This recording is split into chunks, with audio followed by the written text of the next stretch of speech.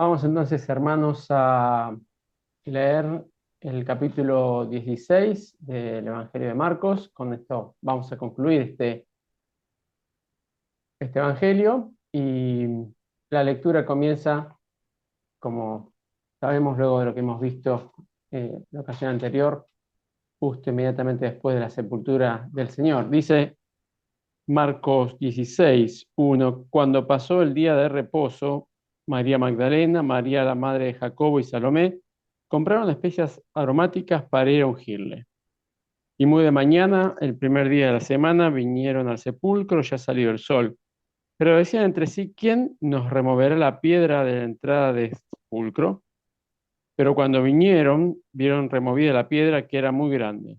Y cuando entraron en el sepulcro, vieron a un joven sentado al lado derecho, cubierto de una larga ropa blanca, y se espantaron. Mas él les dijo: no os asustéis, buscáis a Jesús Nazareno, el que fue crucificado.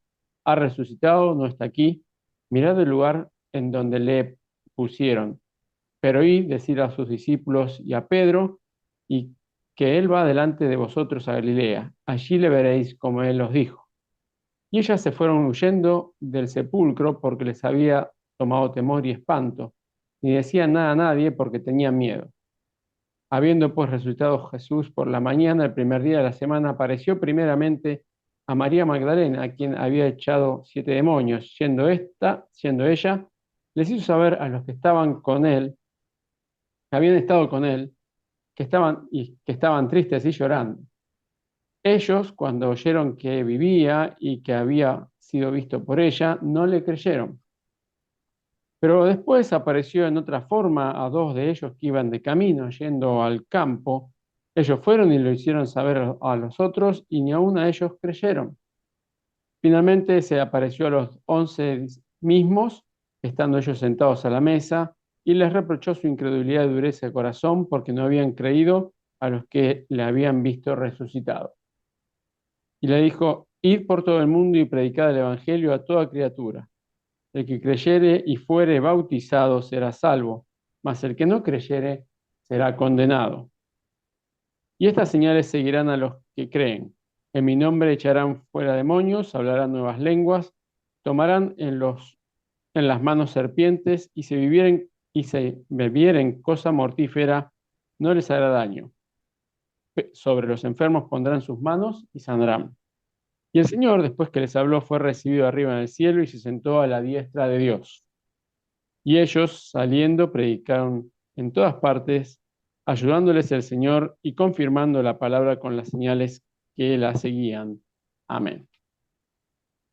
Como hemos visto, hemos considerado, encontramos en este relato breve, comparado con otras eh, reseñas de otros evangelios, esta mañana y tarde en primer lugar, y después más en general, de lo que fue ese domingo, donde luego de haber pasado, como dice aquí, el día de reposo, una vez terminado el día de reposo, recordemos que ese día terminaba con la caída del sol en el día sábado. Las mujeres habían eh, preparado, ido a comprar estas especias, aun cuando ya había sido el cuerpo del Señor, como vemos en otros evangelios, preparado con especias para su preservación.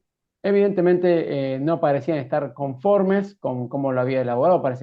Recordemos que el que le había dado estas especias era eh, eh, Nicodemo, junto con José de Arimatea. Habían en la premura de preparar y sepultar el cuerpo, probablemente estas hermanas en Cristo ahora, habían eh, considerado que no estaba debidamente preparado el cuerpo. Por eso ellas se propusieron ir nuevamente a la tumba, aun cuando ellas vieron, como dice en otro evangelio, que habían sido sellada la puerta y puesto una guardia a acondicionar, según su parecer, el cuerpo del Señor de una mejor manera. Lo cierto es que, como dice aquí, fueron, en otro evangelio dice que salieron muy siendo aún oscuro y cuando llegan ya estaba la eh, mañana despuntando. Iban conversando justamente por el camino cómo iban a hacer para que se pudiese remover esa piedra. Y como sabemos, cuando llegaron, la piedra, que como dice acá nuevamente, era muy grande, había sido removida. Y en esta situación de desconcierto entran al sepulcro y encuentran a este joven sentado al lado derecho. Como hemos visto en otras ocasiones, pareciese haber diferentes y hasta contradictorias descripciones de estos hechos en esta mañana de este domingo de resurrección. No debemos olvidar que cada uno de los relatos cubre aspectos en común con los demás, pero cada uno tiene aspectos únicos que no contradicen, sino que simplemente se suplementan o se complementan, como hemos seguramente eh, prestar atención en alguna investigación posterior en nuestra propia cuenta. Lo que hace valioso y atendible y verosímil el testimonio de varios testigos de un mismo hecho es que los relatos sean similares, pero que no sean exactamente iguales. Porque que todos digan exactamente que pasa exactamente todo lo mismo sin ninguna discrepancia, da a entender a los peritos de que hay una eh, conveniencia entre los testigos y lo que hace muy probable que sea desechado el testimonio de todos. Y no es lo que pasa justamente con las distintas descripciones, ¿no? Partimos justamente de la base de que el Señor queda en todos los evangelios perfectamente establecido que el Señor se presenta por primera vez a mujeres y ellas son las que llevan el mensaje. Nada podría ser más alejado de los intereses de los hombres que tener como primer testigo en aquella época a una mujer porque no se consideraba un testimonio válido, no era tomado en cuenta en ningún proceso judicial el testimonio de una mujer. Lo cierto es que vemos aquí estas pequeñas diferencias donde hay, en otros relatos encontramos dos y aquí encontramos uno. Por lo cual, pero fijémonos que acá habla de uno que lo describe como sentado en un lugar y hablando, lo cual no inhabilita que hubiese habido otros ángeles. Y también, como vemos aquí, ellas son también ambas, en las descripciones, ambas aseveraciones. Primero que el Señor no está, que ha resucitado, y luego la invitación a que vayan a los testigos, a los discípulos a testificar lo que ellos han visto. Y en este relato en particular es donde hay énfasis a Pedro.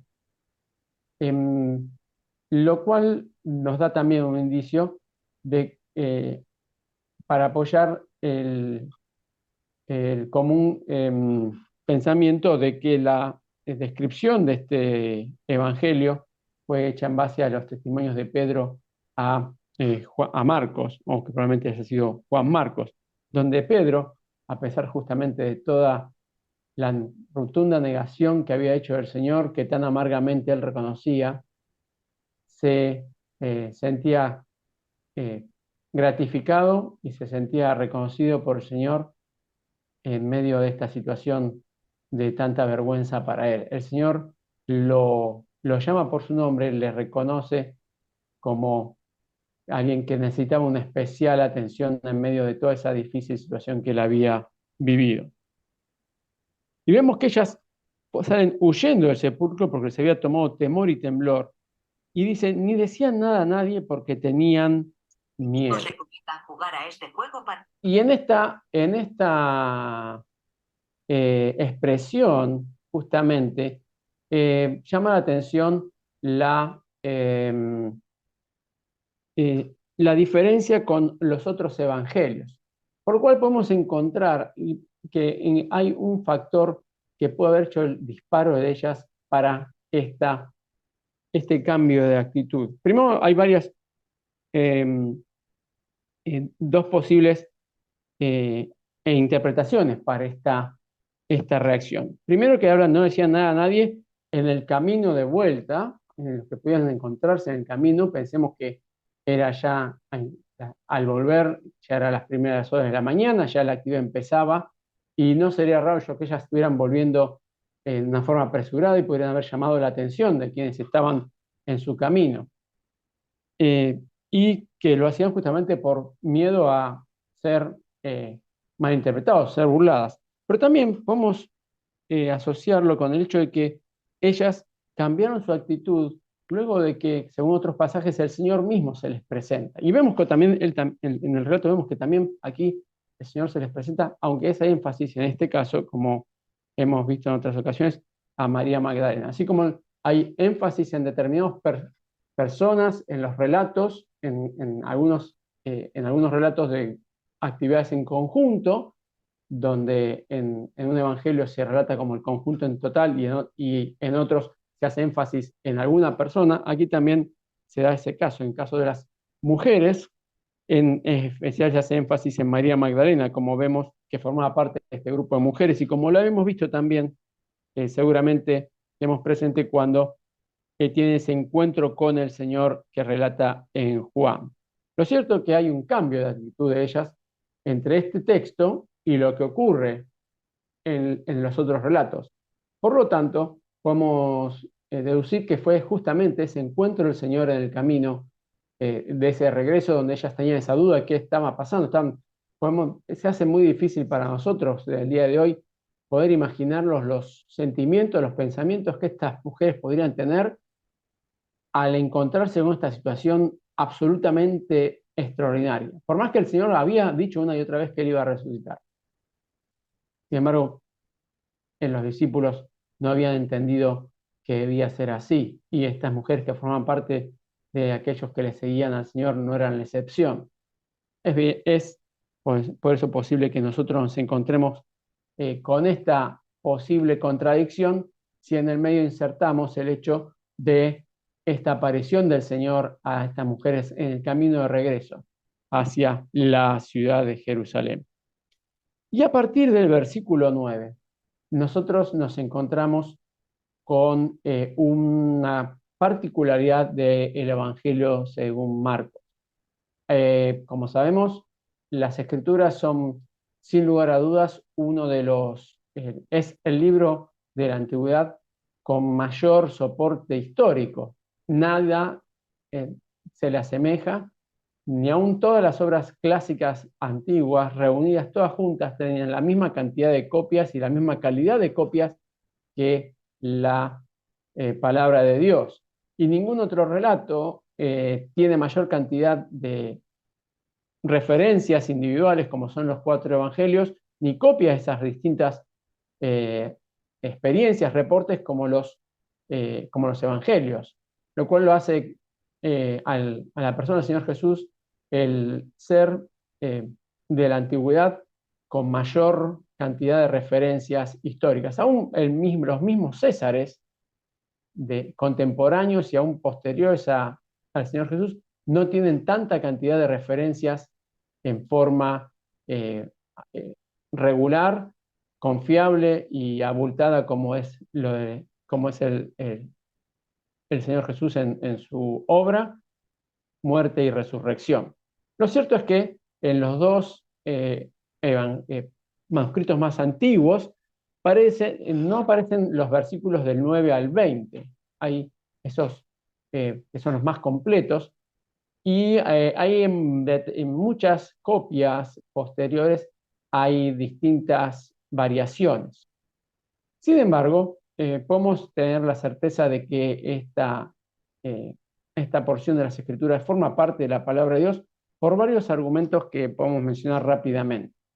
Primero porque, como dijimos, muchos otros manuscritos los contienen, y otra cosa también muy importante es que muchos de los padres de la iglesia en los primeros siglos, en sus cartas a distintas iglesias, en sus exposiciones, en sus mensajes, hacen referencia concreta y textual a estas porciones de las Escrituras. Estamos hablando de los padres de la Iglesia de los primeros siglos, de los cuales justamente también forman parte de todo este mosaico que permite tener la certeza de que lo que nosotros tenemos en las Escrituras es tal cual como el Señor lo plasmó. Aparte, en el versículo 8, los conocedores dicen que de una forma muy extraña de terminar esta última palabra. O sea, como que la forma en que el original está escrito, esta última frase es muy difícil de encontrarla al final de una oración, sin que haya una continuidad. Pensemos que las escrituras, no, muchas de las divisiones en frases con puntos y comas son producto de la traducción y no del original, y mucho menos los versículos, ya lo sabemos, y aún menos es atribuible a un final de un libro. O sea, no parece ser adecuada la forma de conclusión que presenta el texto en el original. Por otro lado, encontramos que los relatos es un texto absolutamente coherente con el resto de las escrituras. No hay ninguna alusión a ninguna cosa que fuera de lo esperado en el texto. Si bien puede cambiar el estilo, hay algunos que reconocen como que en algunos detalles el estilo de estos últimos versículos difiere del resto del capítulo. Sin embargo, en ninguno de todos ellos encontramos ninguna experiencia o relato de una situación que difiera de lo que podemos deducir del resto de las escrituras. Lo cierto es que, como dice aquí, habla, como hemos visto también apoyado en el Evangelio según Juan, que es posterior a este primer encuentro con María Magdalena, y ella vuelve, ¿sí? Es muy probable, como dijimos, que sean todas las mujeres, pero hace énfasis en María. Estaban todos los discípulos, y dice que estaban tristes y llorando. Es una expresión que no la encontramos en el resto con este énfasis en el resto de los evangelios. Hablan de que estaban tristes, que estaban apesadumbrados, de que estaban temerosos, ¿sí? De que se estaban ocultando, pero no habla de esta forma, ¿no es cierto? Que ellos estaban tristes y llorando. Realmente el Señor había tenido un impacto en sus vidas y la muerte del Señor había hecho calado hondo en ellos. Y como vemos aquí, en primer término, habla como que no lo creyeron. Aquí encontramos un entrelazamiento entre los distintos evangelios, sobre todo con el Evangelio de Juan, cuando el regreso de María Magdalena hace que salgan inmediatamente de la habitación tanto Juan como Pedro para ver la tumba, lo cual acá podemos hablar de que lo que nos creyeron no fueron Juan y Pedro, sino el resto de los apóstoles. Y lo mismo dice justamente con esta aparición que hace el Señor a los dos que iban de camino yendo al campo, que coincide perfectamente con la descripción de Lucas 24 de los hermanos que iban hacia Emaús, ¿sí? Hermanos en Cristo. La escritura, como sabemos, da a suponer que era un matrimonio el que iba para allí, donde estaba Cleofas. Y ellos también vuelven, como también relata el Evangelio de Lucas, y tampoco se les aparece. Y aquí también de vuelta encontramos el nexo con el Evangelio de Lucas, porque en el Evangelio de Lucas dice que justo se ve que estos hermanos que venían de la campiña, del camino, habían vuelto y en medio de la noche, casi porque veíamos en el relato que estaba ya atardeciendo, se iban a sentar a comer, vuelven apresuradamente a la ciudad y en Lucas dice que estaban todavía explicando y contando lo que estaba pasando con el Señor, se les aparece. Y aquí también podemos ver que se coincide, por así decir, se entreteje los dos relatos, porque habla de que finalmente se apareció a los 12 estando ellos sentados a la mesa. ¿Qué había sucedido? Ellos habían llegado a Emaús, se estaban preparando para cenar y el Señor, bueno, parte el pan, ellos lo reconocen, el Señor desaparece, como vemos aquí, se presentó en otra forma, no sabemos exactamente cómo ellos se lo imaginaban al Señor, pero evidentemente en ese primer momento no lo pudieron reconocer y consecuencia también de que Él tiene un nuevo cuerpo, como el que tenemos nosotros, no sabemos exactamente qué fue lo que Él les hizo a ellos desconocerlo al Señor. Lo cierto es que habla justamente de esta, que apareció en otra forma. No porque el Señor se haya disfrazado, sino porque ellos justamente no lo reconocieron en esta nueva visión. No debemos olvidar de que la última imagen que ellos tenían del Señor es de una persona eh, demacrada por una noche de insomnio y de maltratos, sumada a la tortura sufrida en las, eh, en la corte de Pilato y el castigo en su cuerpo y en su rostro, con los escupitajos, los golpes en la cara que él recibió, no había quedado seguramente sin moretones, ni tampoco las huellas de las espinas en su cabeza.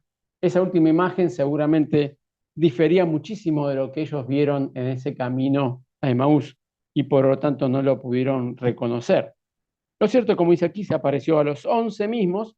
Acá este número de 11, como sabemos en ese momento no estaba Tomás, así que hablaba del conjunto en general, no porque estuvieran justamente los 11, sino como un conjunto en general, como se usaba muchas veces.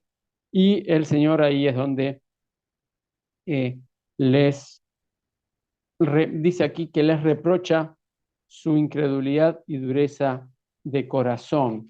Mientras que en otros relatos, en el relato, por ejemplo, de Juan, o en el relato de Lucas, no parece tener tanta dureza como en esta ocasión. Eh, lo dice justamente así en Lucas, con mayor, expresamente, mejor dicho, porque en el Lucas sí tenemos las palabras, mientras que aquí simplemente habla del reto que ellos recibieron por no haber creído que el Señor había de resucitar. Y lo cierto es que aquí también encontramos eh, una diferencia con relación al resto de los relatos, que es el de la comisión que el Señor les envía a sus discípulos. En otros pasajes habla de que el Señor les daba toda potestad para poder transmitir su mensaje. Y el término general, pero sin embargo aquí eh, Pedro recuerda y, eh, y le transmite a Marcos en mayor detalle lo que el Señor les había dicho. En primer lugar, tienen la comisión, como dijimos, de ir y predicar a todas las personas y que aquel que creyere y fuere bautizado, no porque la salvación fuese por el bautismo, como sabemos, sino como una reafirmación de lo que estaba ocurriendo en su interior, sería salvo y que el que no iba a creer era ya condenado. Y acá hay una serie de señales que en los hechos de los apóstoles y también eh, en especial también en las primeras experiencias de predicación de Juan y de Pedro, vemos cómo fueron señales que el Señor usó para justamente mostrar que Él era el Mesías. Habla de señales que echarían fuera demonios, que hablarían nuevas lenguas, no porque porque fueran idiomas nuevos, recordemos siempre en las Escrituras, este término lengua son idiomas conocidos, no es que estuvieran inventando idiomas, sino que para ellos eran nuevos, o sea, idiomas que ellos justamente nunca en su vida habían hablado o quizás nunca ni siquiera habían escuchado, el Señor los usaba, como vemos en Hechos, para transmitir el mensaje de salvación. Un idioma absolutamente inteligente, donde el que recibía ese idioma entendía perfectamente lo que le estaban diciendo. tomarán en las manos serpientes, y si bebieren cosa mortífera, no les hará daño. Y aquí hay un detalle que debemos también notar. Primero, acá relatan tres hechos que efectivamente los vemos reflejados en las Escrituras como señales que em, la, las encontramos en hechos, ¿no? Es verdad que encontramos que ellos echaban fuera demonios,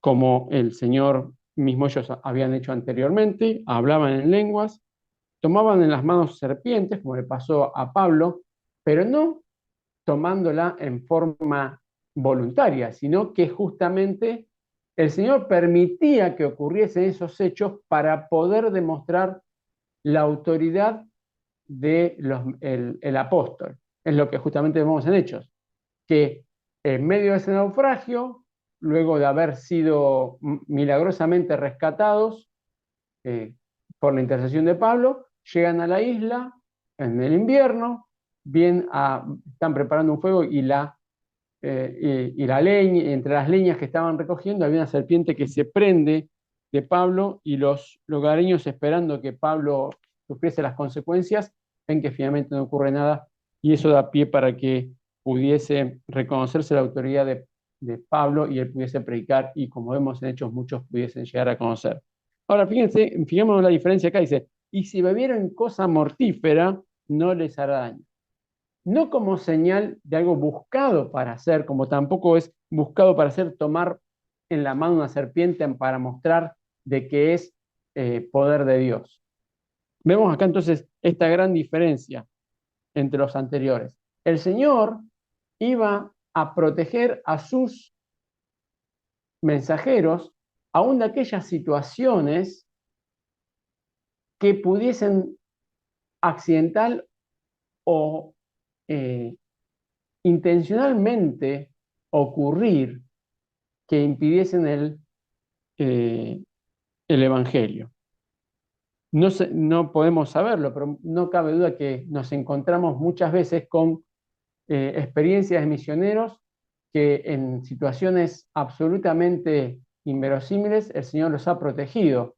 Y esta es sin duda una de las maneras. Dice, intentando ser envenenados, ser muertos por el, el enemigo, sin embargo el Señor les habría de proteger.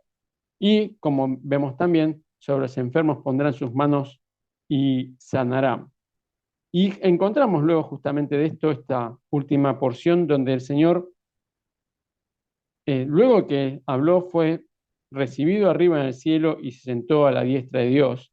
Y ellos saliendo, predicaron en todas partes, ayudándoles el Señor y confirmando las palabras con las señales que hacían. Y encontramos también justamente esta frase final de cómo el Señor les animaba, les mostraba su apoyo al poner en práctica lo que Él les había prometido, de que Él les habría de dar, como dicen los otros evangelios, toda la autoridad para poder predicar el evangelio según Él los estaba encomendando aquí, de ir por todo el mundo y predicar a toda criatura. Esta, eh, esta última eh, frase justamente que encontramos en este pasaje nos hace reflexionar nuestra responsabilidad en el día de hoy.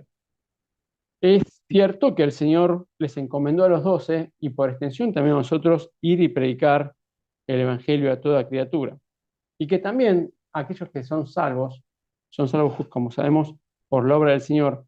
Y que muchas veces eh, pretendemos, en la actualidad, algunas personas pretenden ver que los versículos 17 y 18 siguen vigentes como formas de señalar la autoridad de la palabra de Dios y del mensaje. Y podemos estar seguros que el mensaje sigue siendo poderoso, que la salvación sigue siendo a través, como lo ha sido siempre, por medio de la obra del Señor, pero que a través del tiempo, lo que eran señales, que eran reconocidas, en la actualidad muchas veces son tomadas en una forma irreverente, irrespetuosa y hasta burlona, sabiendo que es eh, manipulable muchas de las expresiones o manifestaciones de estas supuestas señales, y aún, como dijimos, malinterpretadas. Pero como hemos visto y sabemos también nosotros que el Señor sigue ayudando a cada uno de nosotros a transmitir el mensaje de salvación. Y que las señales eh, que hoy por hoy sigan a los que creen, no pasan por la espectacularidad o la, la inverosimilitud que era característica de aquellos tiempos. Hoy en día, las señales pasan por aquello que realmente atrae a las personas para demostrar que es algo distinto. Y como más de una vez hemos mencionado, las señales que hoy por hoy el Señor tiene para mostrar a través de sus hijos no pasan por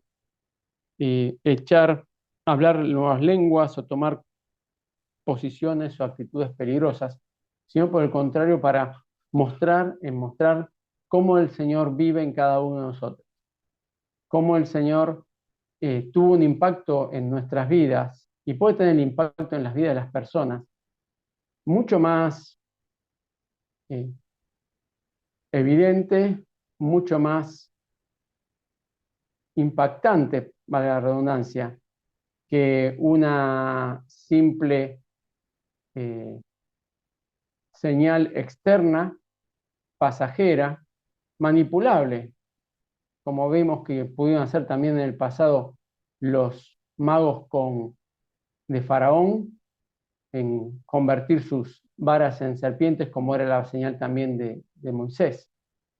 El Señor, sin duda, el Satanás sabemos que siempre ha imitado al Señor. Siempre va a utilizar aquellas cosas que son espectaculares, pero con una intención disuasoria o de distracción para que el mensaje no sea realmente eh, atractivo para las personas.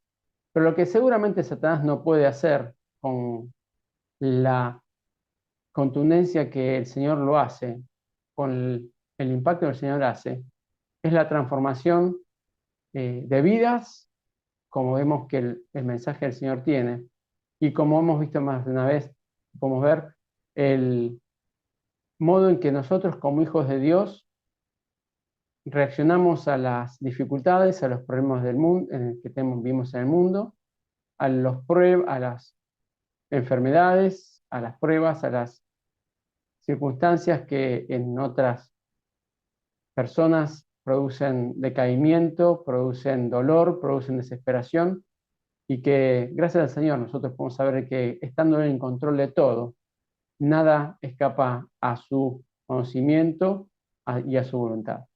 El poder nosotros tener gozo, el nosotros poder tener paz en los momentos de dificultad, el poder, aún en medio de las diferencias que podemos nosotros tener, mostrar el amor y el cuidado unos por otros, tienen hoy por hoy un impacto mucho más grande en el mundo que cualquiera de estas señales que el Señor en su momento puso para llevar su mensaje a esa sociedad.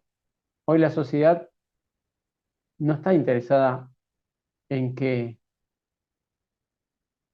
nosotros hagamos cosas externas y espectaculares.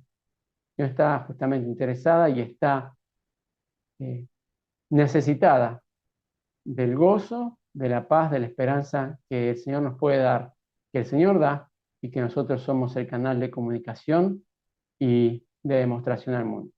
A través de eso, sin duda alguna, podemos estar seguros que el Señor va, como dice el versículo aquí, va a ayudarnos y va a confirmar las palabras con estas señales. que el Señor nos da. Pero como dice aquí el versículo anterior, en la frase anterior, nosotros debemos salir predicando en todas partes, porque el Señor habrá de ayudarnos para hacer eso. Que el Señor nos perdone por las veces que no te mostramos esas señales, que el Señor nos perdone por las veces que nosotros no salimos a predicar y que Él pueda, en su misericordia, darnos la valentía y la paz y gozo para predicar, mostrándole al mundo lo que el Señor tiene para darnos a través de su palabra como consecuencia de la salvación que Él propició por medio de la muerte y resurrección del Señor, como hemos visto en el día de hoy. Que el Señor nos bendiga.